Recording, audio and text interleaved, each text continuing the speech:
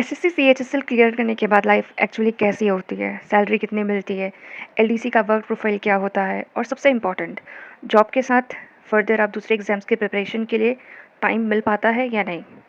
आज मैं आपको बताऊंगी मेरी एसएससी सीएचएसएल के थ्रू एलडीसी के रूप में सिलेक्शन हुआ, 1 साल का मेरा एक्सपीरियंस कैसा रहा without sugar coating. Hello everyone, welcome back to the channel. अगर आप एसएससी सीएचएसएल या सीएचईएल की प्रिपरेशन कर रहे हैं तो आई एम श्योर आपके माइंड में एक बार ये क्वेश्चन ज़रूर आता होगा कि सिलेक्शन के बाद आखिर लाइफ होती कैसी है, जॉब कैसा होता है, वर्क प्रोफाइल क्या होता है। हम प्रिपरेशन के टाइम सिर्फ एक चीज़ इमेजिन करते हैं, बस एक बार गवर्नमेंट जॉब मिल जाए। लेकिन सिलेक्शन के बाद का actual work, salary, routine, study time और वर्क लाइफ बैलेंस कैसा होता है, उसके बारे में हम बहुत कम लोग बात करते हैं। So today I am sharing my 1 year experience as an LDC. मैं आपको बताऊंगी work profile, salary, daily routine, study time, work life balance, ये सब कैसा होता है। सबसे पहले हम बात करते हैं सिलेक्शन के बाद फर्स्ट ईयर की।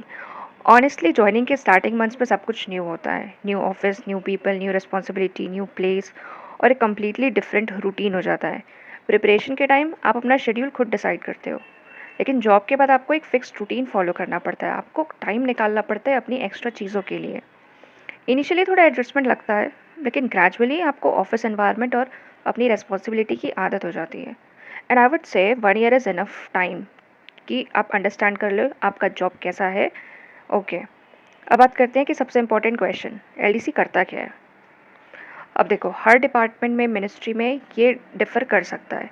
मैं डिपार्टमेंट ऑफ पोस्ट में हूँ, यहाँ काम टोटली डिफरेंट है। मीन्स यहाँ जो एमटीएस होते हैं उनको एलडीसी वाला काम कराया जाता है, और जो एलडीसी होते हैं वो जूनियर अकाउंटेंट वाला काम करते हैं। ठीक है, तो ऐसा नहीं है कि आप सिर्फ इंडेक्सिंग कर, क्योंकि जनरली एलडीसी क्या करता है, सबसे पहले जो भी फाइल्स आएंगे, जो भी लेटर्स आएंगे, what ever comes in your section, LDC उसको नोट करता है, उसका एक रिकॉर्ड मेंटेन रखता है कि क्या क्या उसने रिसीव किया।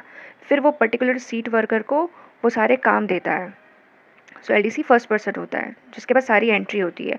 वो फाइल्स मेंटेन करेगा, डॉक्यूमेंट्स वगैरह जो भी, क्योंकि अलग अलग अकाउंटेंट्स होंगे आपके ऊपर, तो वो उनको देता है। जो सीनियर अकाउंटेंट होंगे, जूनियर अकाउंटेंट होंगे, उनके जो भी काम है वो उनको फिर एंट्री करके रजिस्टर में वो उनको दिया जाता है। ओके, लेटर्स ड्राफ्ट करने, मेल्स चेक करने हैं, कुछ भेजना है ऑफिस के थ्रू कहीं और, तो वो एलडीसी के थ्रू होके ही जाता है। प्रिंटिंग करना, फोटोकॉपी करना डॉक्यूमेंट्स। ठीक है, रजिस्टर्स में जितने भी रिकॉर्ड्स मेंटेन होते हैं, चाहे आपका लीव बैलेंस हो, ओके, कौन कितनी लीव ले रहा है, किसने मेडिकल लीव लगाया है, फिर जो भी रिकॉर्ड्स मेंटेन करने होते हैं सेक्शन में कि पेंडिंग रिपोर्ट क्या क्या है, हर महीने पेंडिंग रिपोर्ट बनती है, एब्सेंटी रिपोर्ट बनती है, पंक्चुअलिटी रिपोर्ट बनती है। तो ये सारे काम एलडीसी को करने होते हैं इन जनरल हर जगह पे। ठीक, जितने भी रिपोर्ट स्टेटमेंट्स होते हैं नॉर्मल से, वो सारे। तो ये ऑफिस टू ऑफिस डिफर कर सकता है रिक्वायरमेंट्स के अकॉर्डिंग। अगर कोई आपको बोलता है कि एसएससी सीएचएसएल के थ्रू आप एलडीसी बनोगे तो एग्जैक्टली यही काम होगा आपका, तो ब्लाइंडली बिलीव मत करना। डिफरेंट ऑफिस में डिफरेंट वर्क नीड के अकॉर्डिंग आपका रोल चेंज हो सकता है, लेकिन ऐसा नहीं कि बहुत हैक्टिक कर दिया जाएगा, आपको टाइम नहीं मिल पाएगा। It is a chill job. अगर आपको बेसिक एक शुरुआत करनी है अपने जॉब फेज़ की, तो आप एज एन एलडीसी स्टार्ट कर सकते हैं along with preparing for different examinations. अब सबके फेवरेट टॉपिक आती है सैलरी। सैलरी की मैंने वीडियो ऑलरेडी बना चुकी है। ठीक है, सैलरी पोस्टिंग लोकेशन के अकॉर्डिंग रहेगी, और भी जो अलाउंसेस होते हैं वो सब मिला के अभी एक सैलरी बनती है। एक्स सिटी में होंगे तो अभी करेंटली 37,200 समथिंग सैलरी है एलडीसी की एक्स सिटी में। फिर उसमें से 3-4 हज़ार माइनस कर दो तो वाई सिटी, उसमें 3-4 हज़ार माइनस कर दो तो एक्स सिटी या जेड सिटी, ये आपकी सैलरी हो जाती है।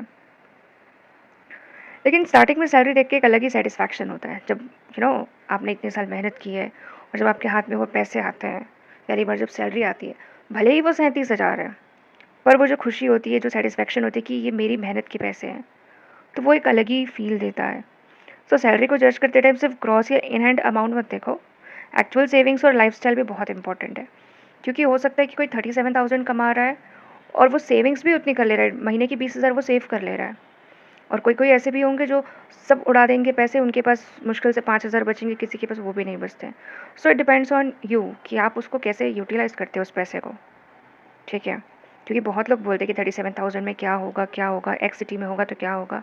ऑफकोर्स नहीं होता है बहुत ज़्यादा, लेकिन अगर आप महीने का 15, 16, 17 हज़ार भी अगर खर्च करते हो ना, तो आप आराम से 20,000 बचा सकते हो। ये मैं अपने एक्सपीरियंस से बता रही हूँ, क्योंकि मेरा मंथली एक्सपेंडिचर 15,000 से ज़्यादा नहीं होता है। ठीक है, खाना पीना रहना सब मिला के। और कभी-कभी किसी महीने हो जाए 1 आध 2,000 एक्स्ट्रा तो अलग बात है, क्योंकि आपको कुछ सामान लेना पड़ जाए, कुछ हो जाए। अदरवाइज़ 15,000 से ज़्यादा तो नहीं जानी चाहिए एक सिटी में। ओके, अब थोड़ा बात करते हैं डेली रूटीन की। देखो, जॉब का सबसे बड़ा डिफ़रेंस ये है कि आपको एक फ़िक्स टाइम पर ऑफ़िस जाना होता है। Generally office timing government offices की 9:30 बजे से होती है, 9:30 से शाम के 5:30-6 बजे तक। 9:30 होता है, 10 बजे तक भी होता है, लेकिन जनरली एक जो स्टैंडर्ड टाइम है 9:30 से 6 है। अब वो ऑफ़िस टू ऑफ़िस थोड़ा बहुत चेंज हो जाता है। कुछ ऑफ़िस जो है वो ऐसे होते हैं कि बहुत चिल होते हैं लेके कि टाइमिंग्स बायोमेट्रिक आपका इसी टाइम लगना चाहिए, वो उस पे उतना ध्यान नहीं देते हैं। तो आप आराम से 10 साढ़े 10 बजे तक भी ऑफ़िस जा सकते हो। कुछ-कुछ ऑफ़िसेज़ ऐसे होते हैं। और शाम को भी 5:30 बजे 5 बजे लोग छूटना शुरू कर देते हैं अपने ऑफ़िस से। ठीक है। तो मेरा टाइमिंग जो है वो है कि 9:50 हमारा लास्ट टाइम होता है। उसके बाद हमारा लेट अटेंडेंस काउंट होने लगता है, बायोमेट्रिक लगता है तो। और शाम को 6 बजे का है, लेकिन 5:45 तक सब ऑफ़िस से निकलने लग जाते हैं। ओके, तो आपका एक फ़िक्स टाइम हो गया कि आपको इतने बजे उठना है, मॉर्निंग में रेडी होना है, ट्रैवल करना है, ऑफ़िस आवर्स कंप्लीट करना है और फिर घर वापस आना है। इनिशियली मुझे लगा था कि ऑफ़िस से आने के बाद ईज़िली 4-5 घंटे पढ़ लूँगी, but reality it sounds much easier before you actually start working. क्योंकि जब आप ऑफ़िस से आए 6:30 पौने 7 आपको ऑफ़िस से आते हो गए। उसके बाद आप थोड़ा रेस्ट करोगे, खाओगे, पियोगे, ऐसे 8 बज जाएँगे आपको आराम से। खुद बनाते हो तो 8:30 ले लो, 8:30 तक आप खा पी के रेडी होगे। उसके बाद कहीं आप 9 बजे पढ़ाई शुरू करोगे, तो अगर 11 बजे तक आप पढ़ते हो तो 2 घंटे आप पढ़ोगे। और घर आने के बाद हो सकता है आप घर में बात करो, किसी से बात करो, ठीक है? थोड़ी बहुत तो पेरेंट्स वेरेंट्स से बात डेली होती ही है। तो ऐसा करके आप 2 घंटे पढ़ सकते हो ऑफ़िस से आने के बाद। और सुबह फिर उठना है वही 6 बजे, साढ़े 6 बजे आप अपने अकॉर्डिंग उठोगे, आपको पढ़ाई करनी है तो आप जल्दी उठोगे। तो ये सब आपको खुद मैनेज करना पड़ेगा, क्योंकि ऑफ़िस के बाद ट्रैवलिंग, खाना, हाउस होल्ड के काम करना, तो रेस्ट ये सब चाहिए होता है। इसलिए जॉब के साथ प्रिपरेशन करने के लिए आपको quality study hours per focus करना पड़ता है, not just number of hours. 2 घंटे पढ़ रहे हो तो 2 घंटे आप कुछ ऐसा पढ़ो जो बहुत यूज़फुल हो। ये नहीं कि आपको जो आता है उसी में आप ऑलरेडी टाइम वेस्ट कर रहे हो। जो नहीं आता है, जो सबसे ज़्यादा गलत हो रहे हैं, जिस पे मिस्टेक्स हो रही है, उन टॉपिक को पकड़ो, उनको रिवाइज़ करो। क्योंकि जब फाइनल रिवीजन करोगे तो आपका जो छूटा हुआ है, जो नया है, आप सब एक साथ रिवाइज़ कर लोगे। लेकिन जो ऑलरेडी छूटा हुआ है उसको ऑफ़िस आवर्स के टाइम या ऑफ़िस से आने के बाद कंप्लीट करने की कोशिश करो। और वीकेंड्स में रिवीजन करो जो भी पढ़ा है आपने। फिर जॉब के बाद आपके पास अनलिमिटेड टाइम नहीं होता है। इसलिए मैं पर्सनली ये नहीं सोचती कि मुझे रोज़ 8-10 घंटे पढ़ने हैं, ये हो भी नहीं पाता है डेली।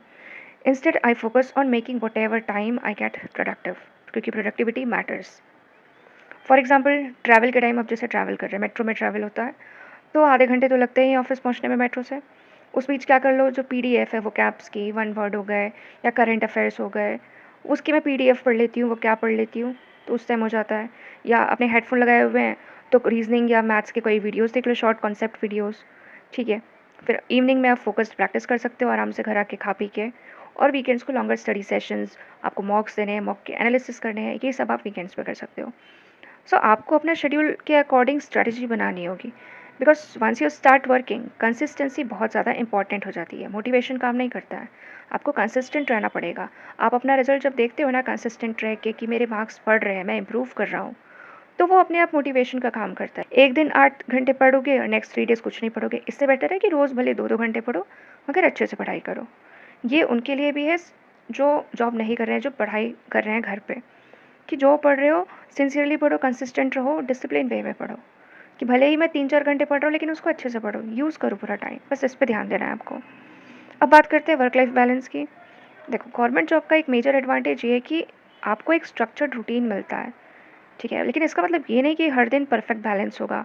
कभी-कभी वर्कलोड ज़्यादा हो जाता है ऑफ़िस में, तो ऐसा भी होता है डेस्क वर्क ज़्यादा आप कर लिए हैं तो आपकी पीठ दर्द शुरू हो जाए या कुछ हो जाए, तो आपको लॉन्गर सिटिंग आवर्स भी नहीं रखना है, आपको अपना फिज़िकल एक्टिविटी करते रहना है, वॉक करो। और हमारे ऑफ़िस में तो जिम भी बन चुका है, तो कुछ लोग जो है वो ऑफ़िस के बाद जिम करके जाते हैं, पर उतना टाइम होता नहीं है क्योंकि शाम को फिर घर आने में लेट होगा, तो लोग ऐसा भी करते हैं।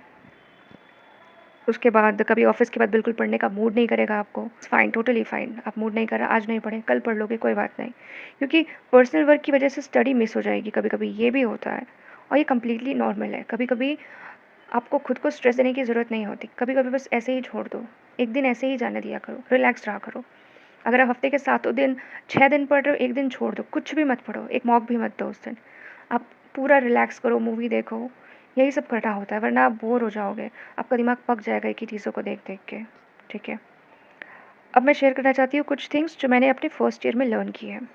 First, don't romanticise government jobs. Government job definitely बहुत सारे बेनिफिट देता है, जॉब सिक्योरिटी है, आजकल तो बहुत ही ज़्यादा सिक्योर जॉब है गवर्नमेंट जॉब।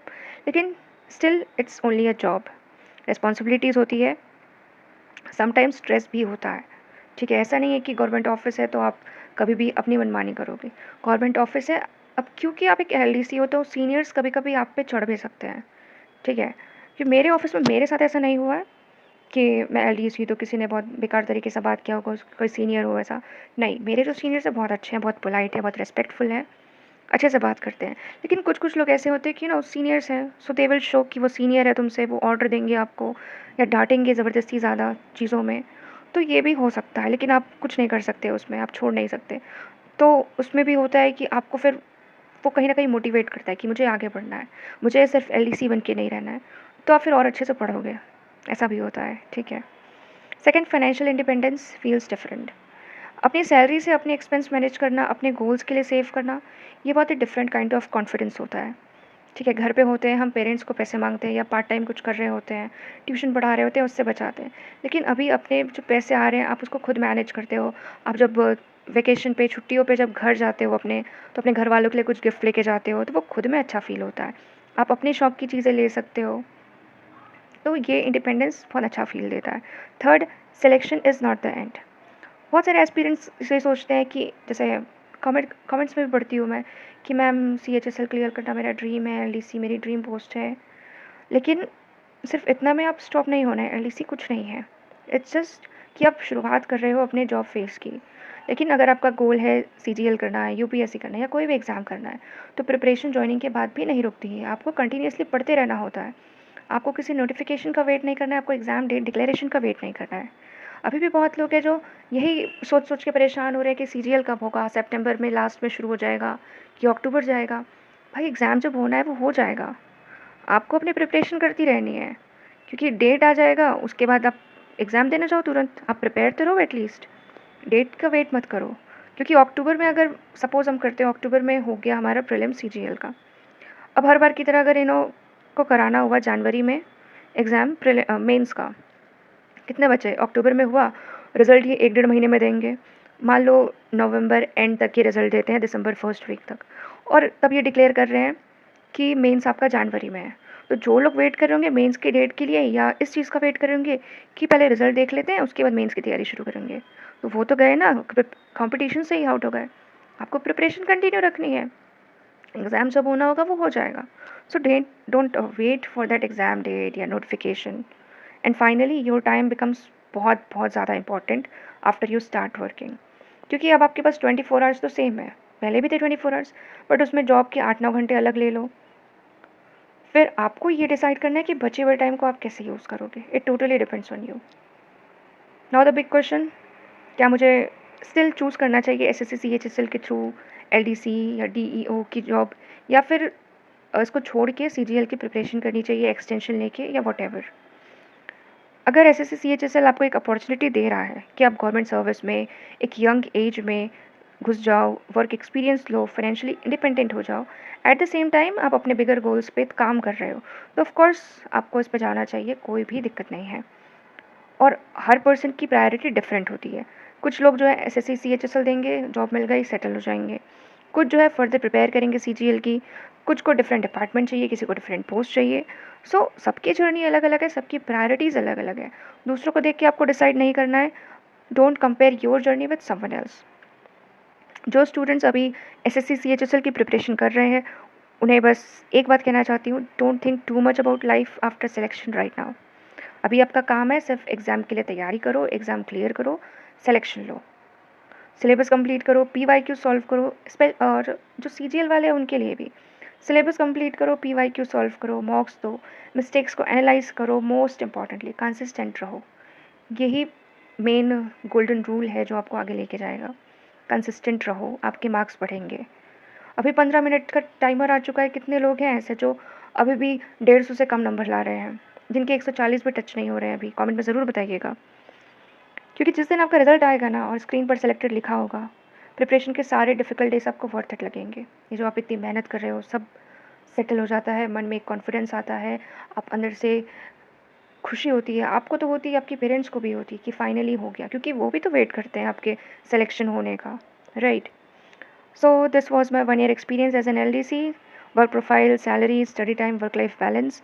अगर आप एसएससी, सीएचएसएल या सीजीएल की प्रिपरेशन कर रहे हैं, you want more realistic content about government job life and preparation, then make sure to subscribe to channel. Video helpful लगी हो तो लाइक करो, शेयर करो, अपने एसएससी पेरेंट्स को ज़रूर दिखाओ और मिलते हैं नेक्स्ट वीडियो में। Till then, all the best for your preparation. Thank you.